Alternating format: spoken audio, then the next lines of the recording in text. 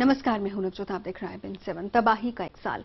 ठीक 1 साल पहले उत्तराखंड में हर लम्हा खौफ, मौत, तबाही की बानगी बना हुआ था। 1 साल पहले आए उस जलजले के रास्ते में जो भी आया वो तबाह और नेस्तनाबूद हो गया। पानी के रूप में आए कुदरत के कहर से न घर बचे, न रास्ते, न मंदिर, न गुरुद्वारे।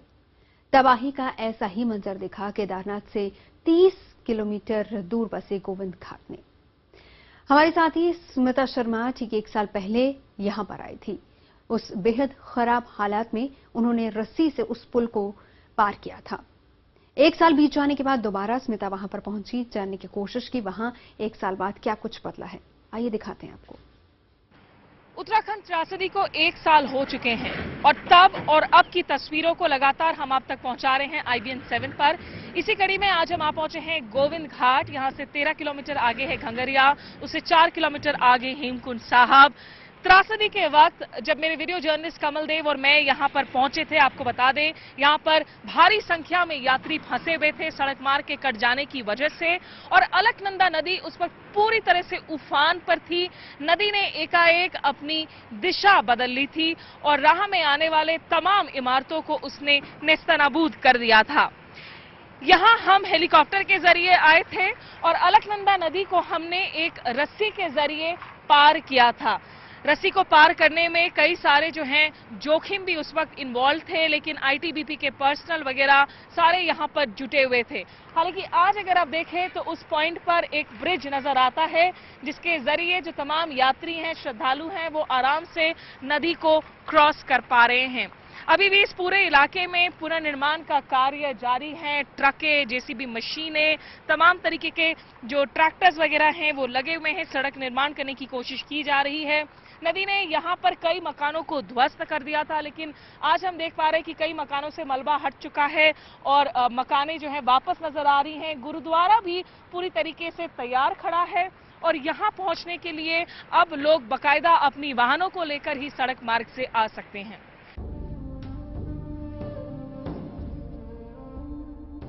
पीछे वहां देख सकते हैं सेना के जवान वगैरह मौजूद हैं।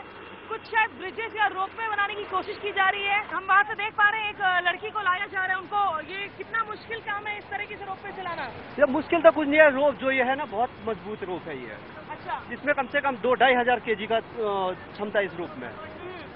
तो इसमें कम से कम 2-3 बंदे आराम से आ जा सकते हैं इसमें। अच्छा, तो नदी के उस तरफ से भी लोग आ रहे हैं? हाँ, दोनों तरफ से, इस तरफ से भी भेज सकते हैं और उस साइड से भी भेज सकते हैं। कितने लोग एक दिन में भेज पाते हैं? एक टाइम सीधे वाला।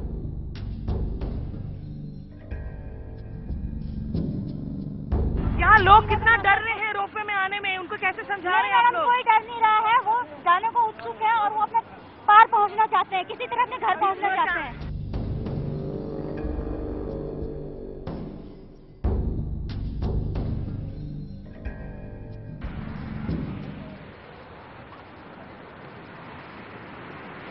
नदी पूरी तरीके से यहाँ उफान पर है और ITBP के जो जवान हैं वो मुझे नदी की दूसरी तरफ ले जाने की कोशिश कर रहे हैं। IBN7 को दर्शकों को बता दें कि हम जिम्मेदार चैनल हैं। ये हम डेयर डेविलरी नहीं दिखाने की कोशिश कर रहे हैं, लेकिन ये समझना जरूरी है कि यहाँ गोविंद घाट में जो लोग फंसे हुए हैं तो कैसे इन दिक्कतों से उन्हें बाहर निकालने की कोशिश की जा रही है। गोविंद घाट गुरुद्वारे से सटे हुए इस मार्केट में आज रौनक एक बार फिर से देखने को मिल रही है। 1 साल पहले त्रासदी के वक्त जब मैं आई थी तो यहाँ सन्नाटा पसरा हुआ था। दाईं ओर यहाँ एक डिस्पेंसरी थी जो मलबे में पूरी तरीके से दबा हुआ था और मलबा इस ऊपरी मंजिल तक फैला हुआ था। लेकिन आज 12 महीनों बाद अगर हम देखें, ये गुरुद्वारा जहाँ पूरी तरीके से साफ होकर, निर्माण होकर वापस से खड़ा है, श्रद्धालु आ रहे हैं, वहीं पीछे इस बाजार में दुकानें फिर से सजी हुई हैं। बहुत परेशानियों का सामना किया पिछले साल, इस बार उससे काफी बेटर है यहाँ पे। बहुत अच्छा चला, मतलब यात्रा तो बहुत कम है, लोग डरे हुए हैं। फिर भी मैं सबको बताना चाहूंगा कि यहाँ रास्ते पूरे सही हैं। आप जिन्होंने दर्शन के लिए आना होगा, हेमकुंड साहिब के लिए दर्शन के लिए आ सकते हैं। पिछले साल जब त्रासदी हुई थी उस वक्त भी मैं आई थी यहाँ पर, और तब की तस्वीर अब की तस्वीर में बहुत फर्क नजर आ रहा है।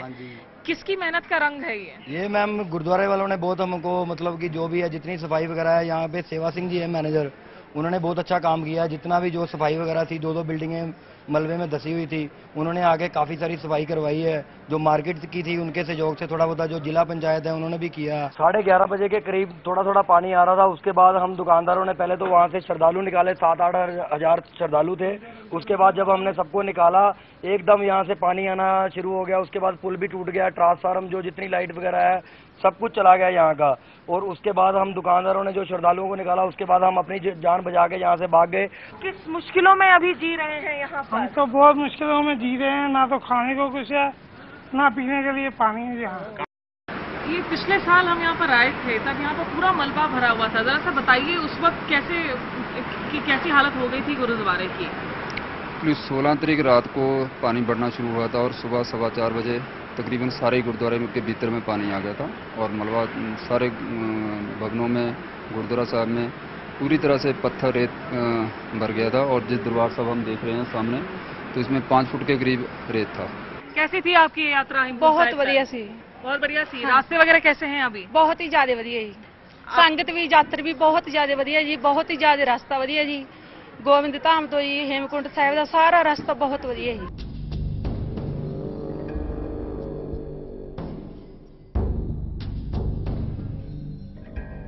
मेरे ठीक पीछे अगर आप यहाँ देखें, टूटी हुई दीवारों से पूरे जोर शोर से बहती हुई अलकनंदा नदी को, उसकी लहरों को देखकर ही आप समझ सकते हैं कि आज भी अगर ये नदी इतने उफान पर है तो उस दिन क्या कुछ आलम रहा होगा। गुरुद्वारा है। इस गुरुद्वारे में ये लंगर हॉल हुआ करता था। हजारों की तादाद में यहाँ पर गुरुद्वारे की रसोई में बनाए गए खाने के लिए आते थे यहाँ पर लोग, और उस रात भी हजारों की तादाद में लोग यहाँ पर मौजूद थे। काफी सारे श्रद्धालुओं, यात्रियों को यहाँ से निकाला गया। पूरी तरीके से सामान, जिसका सामान जहाँ था, जाहिर सी बात है लोगों के लिए जरूरी था अपनी जान को बचाना, इसलिए अपने तमाम सामान को छोड़कर वो आगे यहाँ से भाग निकले।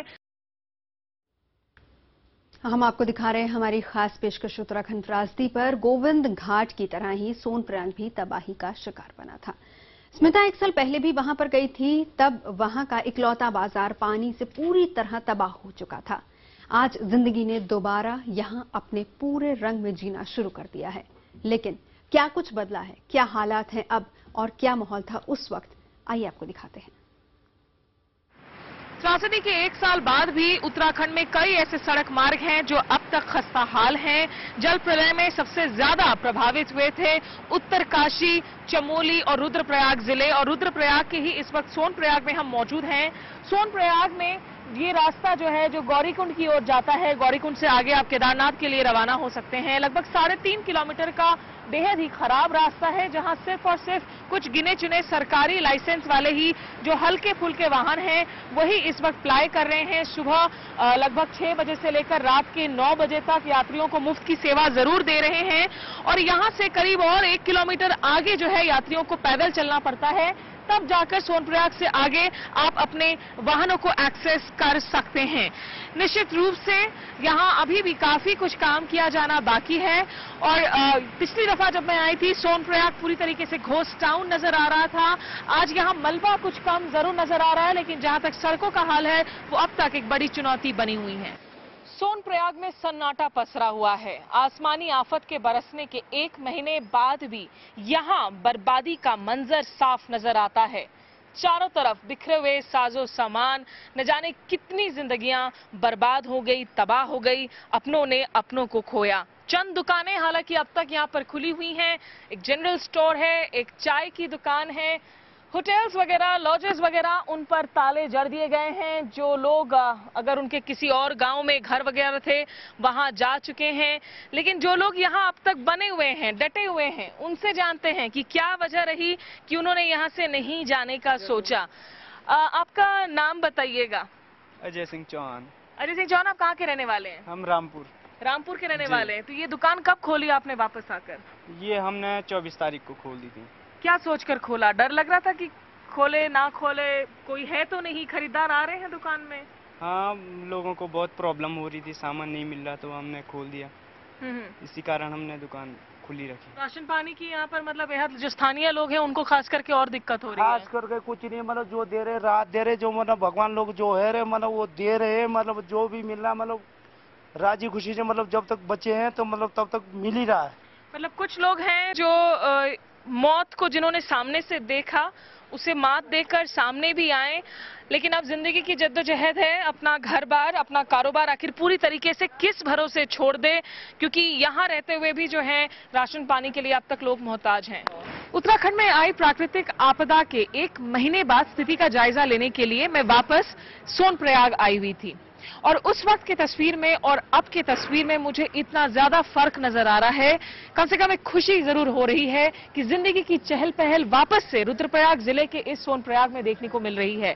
और जब जुलाई 2013 में मैं आई थी, आपको बता दूं कि ये पूरे इलाके में सिर्फ और सिर्फ मलबे का ढेर देखने को मिल रहा था। लोगों के फर्नीचर, जूते, चप्पलें, कपड़े वही मलबे के नीचे दबे हुए नजर आ रहे थे। एक सिर्फ चाय की दुकान थी, यही चाय की दुकान उस वक्त मौजूद थी और उसके मालिक विक्की जो इस वक्त हमारे साथ मौजूद हैं। विक्की, जुलाई की तस्वीर और अब की तस्वीर में इतना फर्क है, कैसे धीरे धीरे करके जो है यहाँ पर जिंदगी वापस लौटी है पटरी पर? यहाँ पे अभी तो बहुत अच्छा लग रहा है। पहले तो यहाँ पे कुछ भी नहीं था, यहाँ पे तो बिल्कुल ऐसा हो रखा था, कोई आने के लिए तैयारी नहीं था। अभी तो थोड़ा बहुत यात्री आ रहे हैं, बहुत खुशी हो रही है हमें। मतलब मुझे याद है कि शायद मैंने आपको पूछा भी था कि उस वक्त ये बिल्कुल जो है भूतिया शहर नजर आ रहा था, लग रहा था न जाने कितनी लाशें दबी हुई होंगी मलबे के नीचे और आप अकेली चाय की दुकान खोलकर बैठे हुए थे कि आपको वो हिम्मत कहाँ से मिल रही थी। अब ये लॉजेस वगैरह खुल गई हैं, क्या उम्मीद जग रही है कि वापस से जो है यात्री वगैरह आ रहे हैं, उत्तराखंड का रुख कर रहे हैं? ऐसा लग रहा है सीजन फिर चालू हो जाएगा, पिछले साल भी खुल जाएगा, हमें बहुत अच्छा लग रहा है, फिर यात्रा शुरू हो जाएगी, बहुत अच्छा लगेगा। ये जो मलबा वगैरह पड़ा हुआ था उसको साफ करने में कितनी मुश्किलें आई थी, कितनी बड़ी चुनौती थी वो? सर मैम यहाँ पे तो 1 महीना लगभग लगा, 2-3 महीना लगा यहाँ पे साफ करते करते। यहाँ पे बहुत सारा मलबा था और फिर इसके बाद यहाँ पे जो है जेसीबी उन्होंने काम किया, बहुत सारा। आप क्या यहीं के रहने वाले हैं भाई साहब? सुन रहे कि नहीं? चलिए, बहुत बहुत शुक्रिया आपका विक्की, और हमें खुशी हुई देखकर कि अब जो है कम से कम दूसरे इमारतें यहाँ पर वापस से मौजूद नजर आ रही हैं। यहाँ एक घोड़ा खच्चर, प्रीपेड काउंटर वगैरह भी बनाया जा रहा है और निश्चित रूप से यहाँ से आगे जो है अब ये वापस गौरीकुंड से रास्ता भले ही भला बहुत ठीक ना हो, सही ना हो, लेकिन कम से कम ये जुड़ चुका है। तो ये एक अच्छी बात है कि उत्तराखंड त्रासदी के 1 साल बाद कम से कम इस इलाके में लोगों के चेहरे पर एक बार फिर से मुस्कुराहट देखने को मिल रही है। चलिए, चीजें बदल रही हैं, माहौल बदल रहा है 1 साल बाद, लेकिन अभी भी लोगों को इंतजार है अपनों का। उत्तराखंड के जिन इलाकों से ये जलजला गुजरा, तबाही फैलाता चला गया। उत्तराखंड त्रासदी की अपनी खास पेशकश में आइए हम आपको लिए चलते हैं लामबगड़। 1 साल पहले स्मिता वहां पर गई थी, तब यहां से बद्रीनाथ जाने का रास्ता पूरी तरह से कटा हुआ था और इस बार भी स्मिता वहां पर पहुंची हैं, बता रही हैं हालात क्या हैं, क्या कुछ बदला है 1 साल में।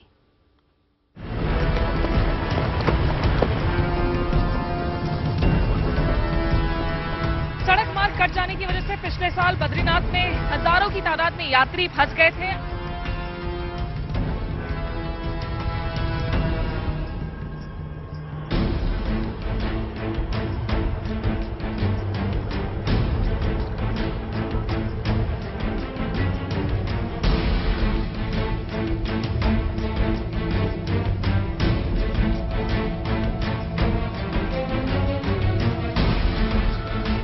हालांकि इस सड़क को अब खोल दिया गया है, यहाँ से बाकायदा वाहन बद्रीनाथ तक जा सकते हैं। यहाँ से कुछ 17 किलोमीटर का और फासला रह जाता है बद्रीनाथ के लिए।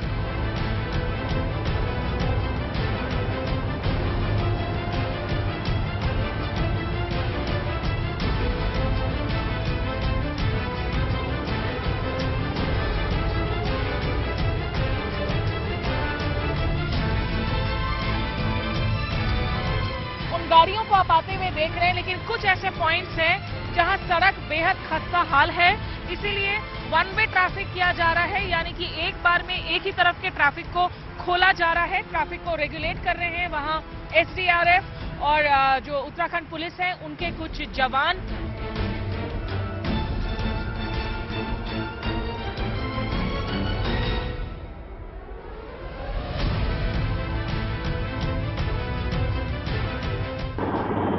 इलाके में कुछ लोग मुख्य सड़क पर फंसे हैं, कुछ लोग नदी के मध्यधार में बोल्डर के ऊपर ही रात बिताने को मजबूर हुए हैं। बीच नदी में जहाँ जहाँ चट्टाने हैं, जहाँ जहाँ पत्थर हैं, वहाँ वहाँ वो लोग मौजूद हैं। एक जगह से दूसरे जगह एक एरो शटल के जरिए एरो ब्रिज सा बनाया गया है, जहाँ से लोगों को नदी क्रॉस करवाकर सड़क मार्ग तक लाया जा रहा है, जहाँ से आगे वो उसी प्रकार ट्रैक करेंगे जैसा हमने कल गोविंद घाट से जोशीमठ तक किया था।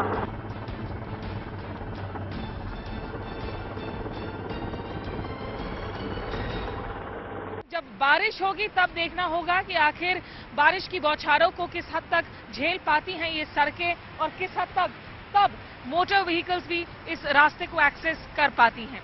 विजय कमलदेव के साथ स्मिता शर्मा, IBN 7।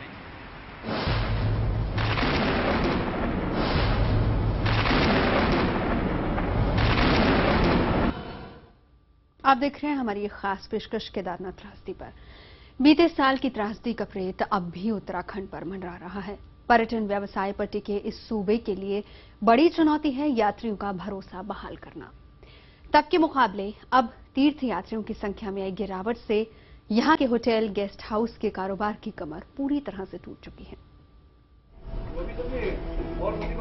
39 साल के दिनेश उनियाल ने 2007 में तीर्थयात्रियों की सेवा को अपना कारोबार बनाया। केदारनाथ के रास्ते में पड़ता है फाटा, जहां उनके पास 12 कमरों का एक होटल है। लेकिन बीते साल की त्रासदी ने इस साल के कारोबार पर बहुत बुरा असर डाला है। सूबे में होटल व्यवसाय बुरे दौर से गुजर रहा है। तो पर डे के 30 से 40 हजार रुपए निकाल लेते थे हम लोग पर डे होटल में। आज ये स्थिति है कि अभी मैं इससे पूछ रहा हूँ कि कोई कस्टमर आया तो ये बोला कि सुबह से एक भी कस्टमर नहीं आया अभी तक। तीर्थ यात्रियों से ठसाठस भरे रहने वाले रास्ते खाली पड़े हैं।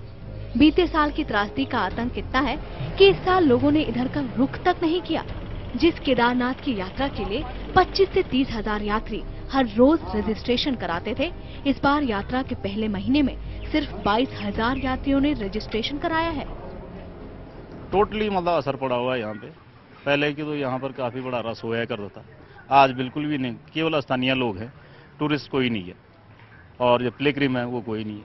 यहाँ पे पूरी तरह चौपट है व्यवसाय। त्रासदी के 1 साल बाद उत्तराखंड में हालात पहले से कहीं ज्यादा सामान्य होने लगे हैं। फिर भी शायद राज्य के बाहर लोग खौफजदा हैं। यही वजह है कि केदारनाथ के रास्ते जहां हमें यात्रियों की संख्या बेहद कम नजर आई, वहीं जहां तक बद्रीनाथ का सवाल है, जो अब आप सड़क मार्ग के जरिए अपनी वाहनों से पहुंच सकते हैं, फिर भी यहां रास्ते में होटल्स और लॉजेस में कमरों पर ज्यादातर ताले जड़े हुए ही दिख रहे हैं। कुछ यही हाल बद्रीनाथ का भी है। गोविंद घाट के मंगलम गेस्ट हाउस के रिसेप्शन पर सन्नाटा पसरा है। गेस्ट हाउस का यात्री रजिस्टर जून की उस काली रात से ही खाली पड़ा है। गेस्ट हाउस की मालकिन कलावती को अपने 3 बच्चों का पेट पालने की चिंता है। ऐसे घुट घुट के मर रहे यहाँ पर, और कोई कारोबार तो है नहीं। हमारे खेती पाती थे वो भी बह गए सारे, बस इसी पे निर्भर था हमारा। बच्चे हैं वो भी खाली बेरोजगार हैं इधर में। 5 साल पहले कलावती ने ये गेस्ट हाउस लोन लेकर खड़ा किया था, लेकिन लगातार 2 सीजन से ठप कारोबार ने उन्हें कर्ज से दबा दिया है। हाल ये है कि किराया घटाने के बाद भी तीर्थयात्री ढूंढे नहीं मिल रहे। उत्तराखंड जैसे सूबे में जहां पर्यटन ही अर्थव्यवस्था की रीढ़ है, कलावती जैसे होटल व्यवसायियों के पास ईश्वर से प्रार्थना ही आखिरी रास्ता है। स्मिता शर्मा, केदारनाथ, IBN 7।